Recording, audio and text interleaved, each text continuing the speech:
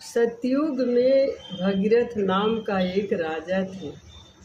वह गंगा माई का 12 वर्ष तपस्या की और अपने क्षेत्र में ले आए कि दुनिया का संहार करने के लिए कि कहाँ पर जाएंगे।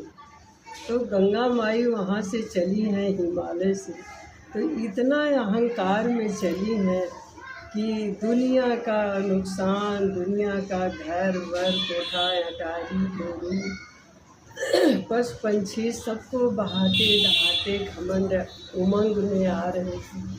भोले बाबा से देखा नहीं गया, वो उनके उठा के अपने जटा में बांध दिए। हाँ, बोले कि इतना अहंकार हमारे सामने नहीं चले। और भोले जी आए डुबकी लगाए, भोले बाबा बांधे